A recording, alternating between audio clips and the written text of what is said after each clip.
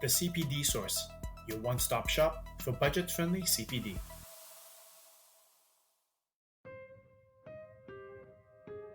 As the tumultuous year that is 2020 comes to a close, in this episode, we take a closer look at and analyze noteworthy corporate scandals from the past decade. After today's discussion, you will also be able to identify some of the reasons and drivers behind these scandals and recognize best practices for good governance. Without further ado, here are the 9 noteworthy corporate scandals in chronological order.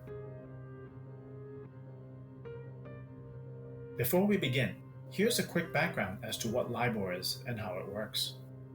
LIBOR stands for London Interbank Offered Rate. In effect, it is the overnight interest rate, which is the rate at which banks borrow and lend money to each other. The determination of LIBOR is overseen by the Intercontinental Exchange and is calculated daily by surveying the major global banks and determining the average. LIBOR is calculated for 5 currencies and at 7 maturity lengths and is seen as the global benchmark for determining short-term interest rates. In 2012, investigations revealed that a number of high-profile financial institutions had been colluding to manipulate LIBOR. While the scandal was brought to light in 2012, sources suggest that collusion activity had been taking place since 2003. The purpose of artificially adjusting LIBOR was to allow traders at various institutions to make derivative trading activity appear more profitable. Because LIBOR drives the interest rates for loans and mortgages, such manipulative activity had a pervasive impact on the global financial system as a whole. Most sources agree that the LIBOR scandal had eroded public trust in the financial markets and the industry as a whole. It is difficult to quantify how specific individuals or entities were impacted by the LIBOR scandal, but nevertheless, regulators took action. The offending banks had been fined more than $9 billion by the authorities. A number of traders and brokers have had criminal charges laid against them. Other bank executives were replaced. Supervision of LIBOR was transitioned away from the British Bankers Association and to the Intercontinental Exchange's Benchmark Administration. Recently, there has also been a push for additional oversight by central banks and a new, more transparent methodology of determining borrower rates.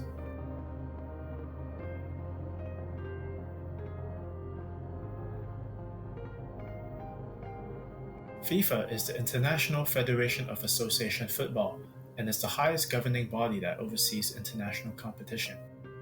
Specifically, FIFA is the official organizer and promoter of the World Cup, which takes place once every 4 years.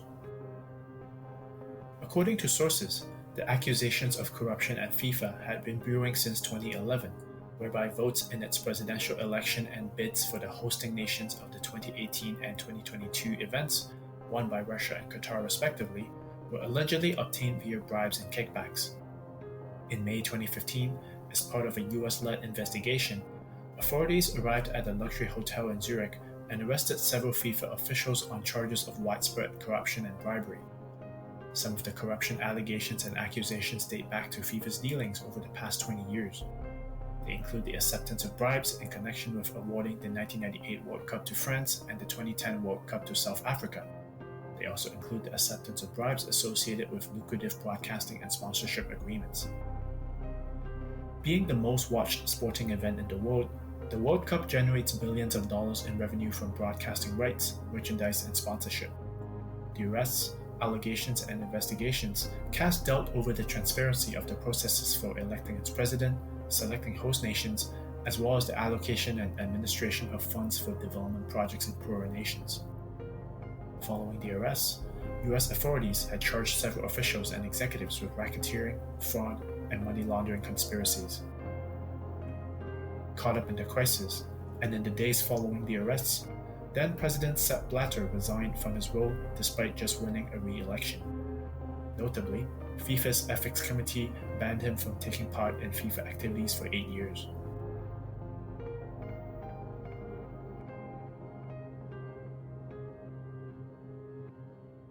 While Volkswagen Group is a well-known German automotive manufacturing corporation, it is worth mentioning that, in addition to Volkswagen, brands under the group include Audi, Bentley, and Porsche, to name a few.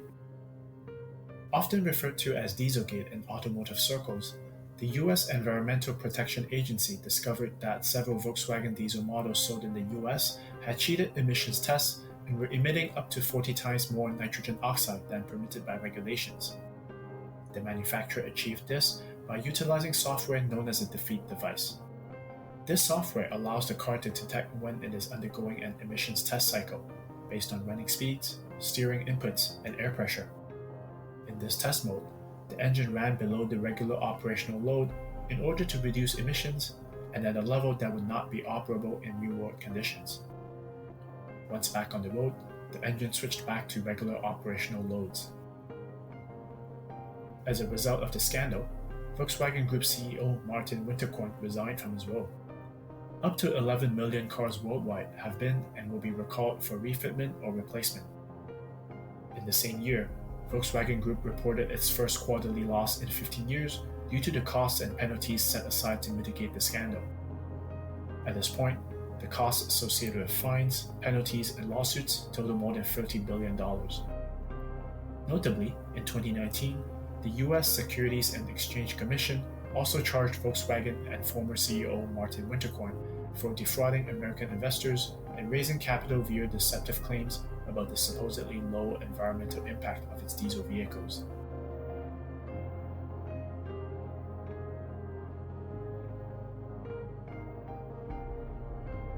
Wells Fargo is an American financial services company with headquarters in San Francisco. From 2002 to 2016, given impossible sales goals, employees fraudulently opened millions of new accounts under customer names without their knowledge.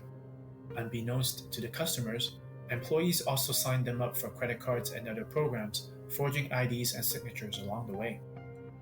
Prosecutors described a high-pressure sales environment whereby senior executives kept raising sales goals on employees and encouraged aggressive cross-selling tactics, ignoring signs that they had become unrealistic. For the prosecutors, even when some bank executives discovered and attempted to stop the abusive tactics, the bank as a whole simply changed its public description of its cross-selling sales practices to avoid disclosing the problem explicitly. Shortly after the scandal was publicized, the bank was fined $185 million by regulatory agencies along with criminal and other regulatory investigations. CEO John Stumpf was forced to resign, and in 2020, he was also fined $17.5 million for his role in the incident. The bank also fired over 5,000 low-level employees who took part in the fraudulent activity and falsified customer complaint records. In early 2020, Wells Fargo agreed to pay $3 billion to settle civil action and criminal charges stemming from the scandal. Part of the settlement with the SEC includes a $500 million fund to compensate defrauded customers as well as investors who were negatively impacted by the pretense of strong sales. Notably, its settlement with the SEC is a deferred prosecution agreement which discourages the bank from engaging in new criminal activity.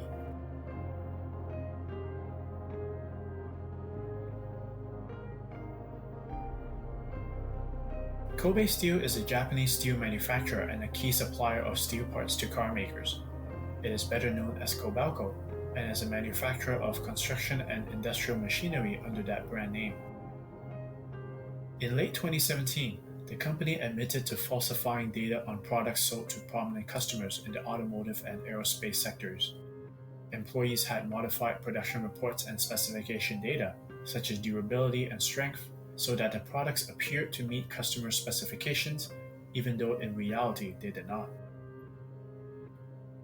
Given the pervasive impact on its clients and the broad application of its products, companies in the automotive and aerospace sectors, such as Toyota and Boeing, had to comb their supply chain for problematic parts and re-perform safety assessments. Kobe Steel's stock price had dropped about 40% immediately following the scandal. In March 2018, the company admitted that fraudulent activity had been taking place since the 1970s. CEO Hiroya Kawasaki would step down in April, along with a slew of senior executives.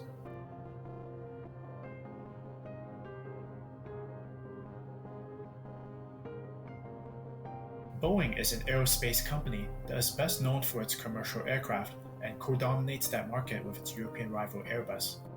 Launched in early 2017, the 737 MAX is the fourth generation and the latest iteration of the Boeing 737 series of airplanes, which dates back to 1968. After two fatal crashes of the 737 MAX within a span of 5 months in October 2018 and March 2019, the planes were grounded from service and large-scale investigations began. As investigators and journalists looked into the matter, the following observations were made from the events before and after the crashes. Industry rival Airbus was building the A320neo, and it was expected to be a breakthrough in the aviation industry by way of huge fuel efficiency gains. Boeing did not have the time nor resources to design and build a brand new plane. Instead, Boeing took the existing 737 structure and installed a new set of more powerful engines. This altered the aerodynamics of the 737, and with the possibility of pitching during flight, it required software, later known as MCAS, to automatically level the plane in such circumstances. However, Boeing had not informed pilots about this new flight control system, nor emphasized the need for additional training.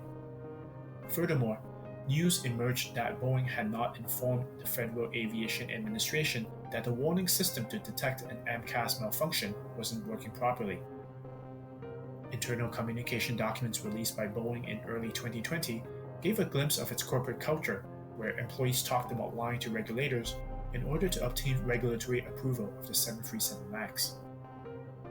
Simultaneously, the Federal Aviation Administration was criticized for inadequate oversight and not acting quickly enough by grounding the planes after the first crash. Since March 2019, Boeing's market value had dropped by over $100 billion. CEO Dennis Muilenburg was forced to resign at the end of 2019, and production of the 737 MAX was halted in January 2020. Criminal and civil investigations by the Department of Justice and the SEC are ongoing.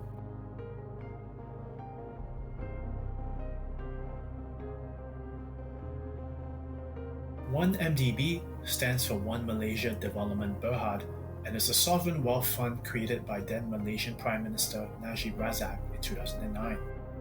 The original purpose of the fund was to drive economic development in the country and its capital, Kuala Lumpur, as well as build strategic economic ties with neighboring countries.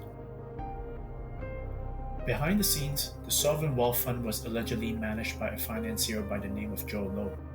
In order to raise funds, OneMDB's management team turned to Goldman Sachs to do so, raising $6.5 billion between 2012 and 2013. Sources noted that Goldman Sachs earned about $600 million in fees from the deal, which many felt were excessively high for investment bank fees, a red flag by itself. As OneMDB missed a significant loan payment at the beginning of 2015, it triggered further investigation into OneMDB by the authorities. Sources noted that about $4.5 billion of the money raised was stolen from the fund by senior officials and its masterminds. Some payments from the fund are believed to have gone to companies and charities with ties to Prime Minister Najib and ultimately into Najib's personal bank accounts. Other payments are alleged to have gone to mystery companies. Despite the scandal, Najib denied any wrongdoing and tried to shut down the investigation. With most of the money not used for investment but instead stolen, OneMDB struggled to repay its debts, with millions still unaccounted for, and remains an ongoing political scandal for Malaysia.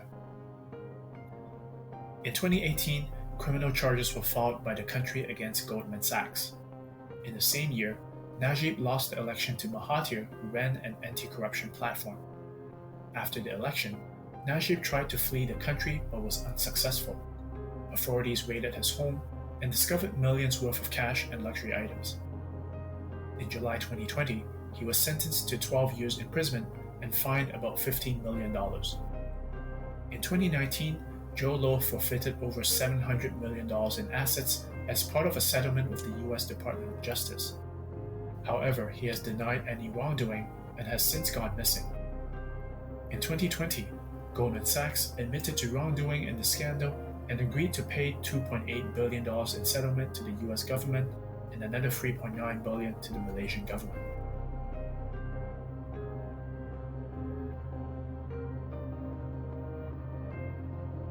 Founded in Beijing in 2017, Luckin Coffee is a Chinese coffee house chain which had aspirations to outperform Starbucks. Notably, in May 2019, it made its initial public offering on Nasdaq and achieved a market valuation of almost $3 billion within 2 years of its launch. This valuation was driven by the company's aggressive growth strategy. By early 2020, the company had already opened over 4,500 stores in China. Luckin Coffee's business strategy was to offer beverages at steep discounts by way of memberships and vouchers, and to expand aggressively by way of foot traffic. In 2018, the chain reported net sales of $125 million and a net loss of $241 million. Therefore, it is of no surprise that, at the time of its IPO, sources questioned the sustainability of Luckin Coffee's strategy as well as its market valuation. In April 2020, the company announced that its 2019 sales and expense figures had been inflated by $300 million and $190 million respectively. Fraudulent activity had begun in April 2019, notably 1 month before its Nasdaq IPO. Investigations revealed that company executives and direct associates had overstated sales by fabricating transactions and obscuring non-arm's length dealings. Several executives were relieved of their positions. Luckin Coffee was delisted from Nasdaq in June 2020. Chinese regulators had also fined Luckin Coffee and affiliated companies almost $9 billion for fraudulent financial practices. Coupled with rising political tension between the US and China, the Luckin Coffee scandal is seen as clouding the prospects of other Chinese companies that are considering to offer shares in the American market.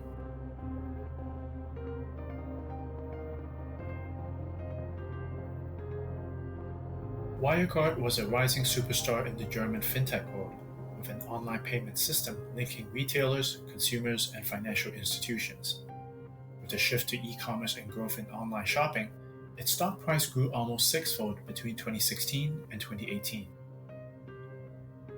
With the spike in its market value, analysts and investors started to question the viability of the company and its business model. A series of investigative reports published by the Financial Times also alleged accounting malpractices and irregularities. As stakeholders started to ask questions, Wirecard recruited KPMG to perform a special audit in order to demonstrate that its business model was sound and healthy. However, not only was KPMG not able to shed this market doubt, its report revealed a red flag whereby there was supposedly $2 billion sitting in 2 trust accounts for no apparent reason. KPMG indicated that it was not able to trace the funds, and as the main auditor Ernst & Young followed up on the matter, it also could not confirm the existence of the $2 billion in question. No one could determine where the money went, or if it even existed in the first place. As the story made headlines, Wirecard later acknowledged that the missing $2 billion probably did not exist in the first place. Wirecard's share prices dropped significantly, with its CEO resigning and subsequently arrested by authorities. Wirecard lost nearly $12 billion of market value within weeks, ultimately filing for insolvency at the end of June 2020.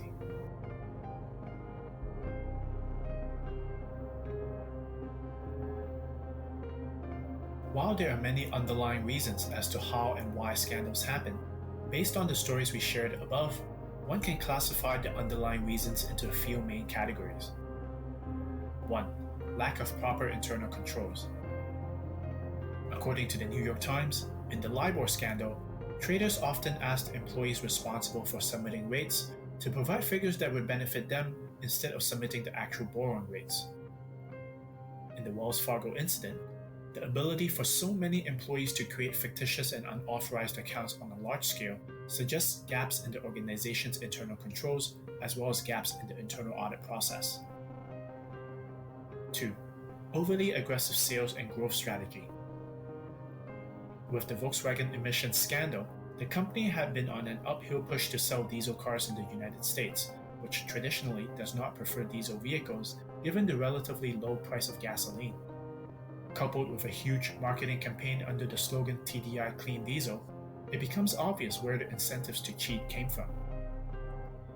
In the Wells Fargo incident, federal prosecutors noted a high-pressure sales environment whereby senior executives kept raising sales goals on employees and encouraged aggressive cross-selling tactics, ignoring signs that they had become unrealistic. In the story of Boeing, The company wanted to produce and sell the 737 MAX quickly in order to compete with its rival Airbus. To ensure that the planes were approved and sold quickly, this meant hiding the plane's inherent faults from regulators and airline companies, and also skipping comprehensive training for pilots. As for Luckin Coffee, its business strategy seemed to involve capturing market share and expanding its number of stores with no consideration for revenue and profitability. This would have been at odds with its plans to go public in the United States. 3. Overly complex business structures.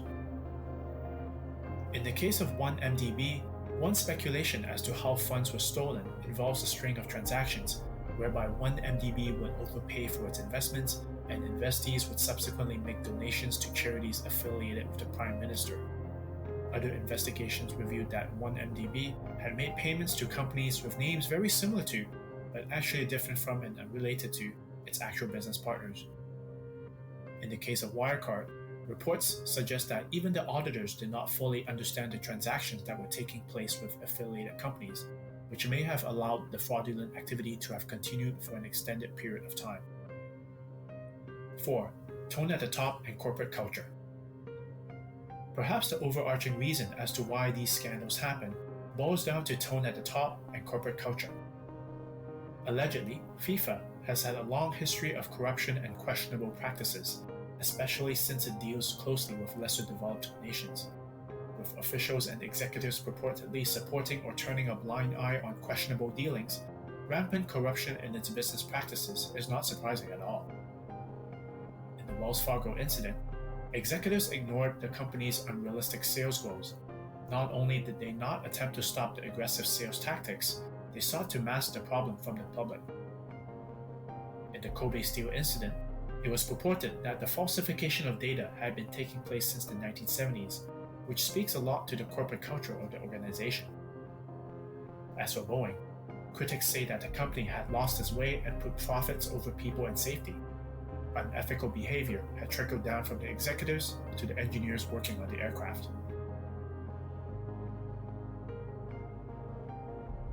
While corporate scandals cannot be avoided, their occurrences can be minimized by way of good governance. Here are some key pillars of good governance. 1. Robust ethics and compliance program. This includes empowering and protecting the whistleblowers. 2. Effective management of risk and strategy. This includes not embarking on excessive growth strategies that are unrealistic or not fundamentally in line with the rest of the company. 3. Implement proper internal controls. As a reference point, the COSO and COBIT frameworks are a good place to start. 4. Robust tone at the top. Moral integrity, transparency, and accountability should be factors that underlie tone at the top. In closing, we hope you enjoyed this recap of noteworthy corporate scandals from the past decade. Hopefully, you'll be able to identify some of the reasons and drivers behind these scandals and recognize best practices for good governance.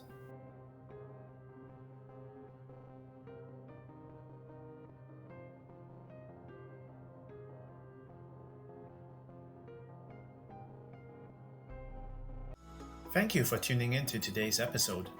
To earn verifiable CPD hours, simply access our quiz via the link in the description. Purchase and complete the quiz and earn a certificate for a verifiable CPD. For questions, comments, and suggestions, email us at thecpdsource@gmail.com.